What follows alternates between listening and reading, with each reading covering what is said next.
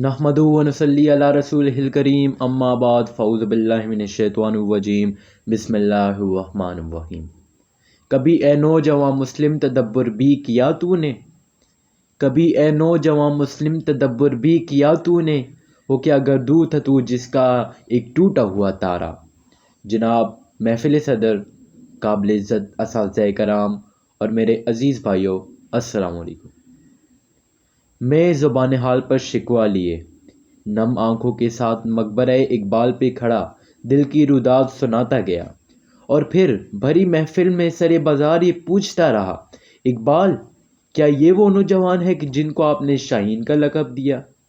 کیا یہ وہ نوجوان ہے کہ جس کے پلٹنے جھپٹنے اور جھپٹ کر پلٹنے شاہین پر تجھے بڑا ناز تھا؟ وہ اپنی عقابی روح کھو کر اونچی سے اونچی اڑان کو بھول کر گنبد شاہی پر بسیرا کر چکا ہے۔ تیرا وہ مرد مومن جو آئین جوان مردی کو پس پش ڈال کر خودی کے فلسفے کو بازار حسن میں سستے داموں بیچ کر شمشیر و سنا کو بند نیاموں اور طاقوں میں سجا کر بے باکی و حق گوئی سے گھبرا کر مکاری و رباہی پہ اترا چکا ہے۔ اذان آج بھی دیتا ہے پر روح بلالی کھو چکا ہے، نماز آج بھی پڑھتا ہے مگر سحرخیزی کھو چکا ہے۔ نہ ملا کی وہ اذان رہی، نہ مجاہد کا گلم شعلہ لہو رہا۔ وائس تیری وہ قوم کی پختہ خیالی نہ رہی، برق طباعی نہ رہی، شعلہ مکالی نہ رہی۔ رہ گئی رسم اذاں روح بلالی نہ رہی، رہ گئی رسم اذاں روح بلالی نہ رہی۔ فلسفہ رہ گیا تلقین غزالی نہ رہی، فلسفہ رہ گیا تلقین غزالی نہ رہی۔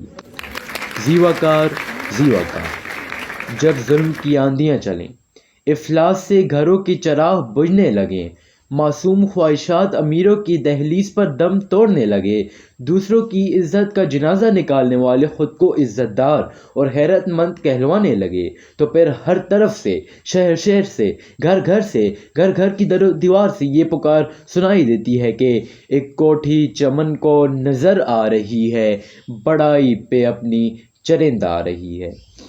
ایک کوٹھی چمن کو نظر آ رہی ہے، بڑائی پہ اپنی چرند آ رہی ہے۔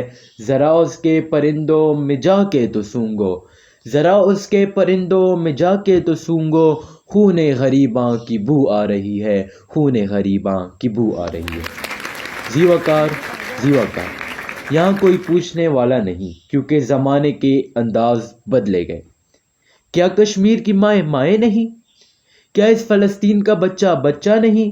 لیکن یہاں کوئی پوچھنے والا نہیں، کیونکہ زمانے کے انداز بدلے گئے۔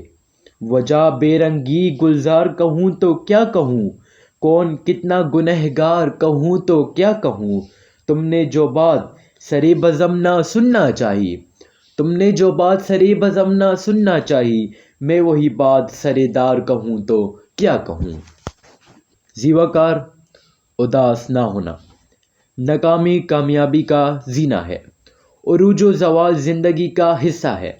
پھر میرے دل میں ایک سرسراہٹ سی اٹھتی ہے کہ ایک مرد قلندر اٹھے گا جو اقبال کے خواب و جناح کے نظریات اور شہدائے آزادی کی امنگوں کو لے کر میدان میں اترے گا اور یہ نعرہ لگائے گا، چمن کے مالک اگر بنا لے موافق اپنا شعار اب بھی، چمن کے مالک اگر بنا لے موافق اپنا شعار اب بھی، چمن میں آ سکتی ہے پلٹ کر چمن سے روٹی بہار اب بھی۔ شکریہ۔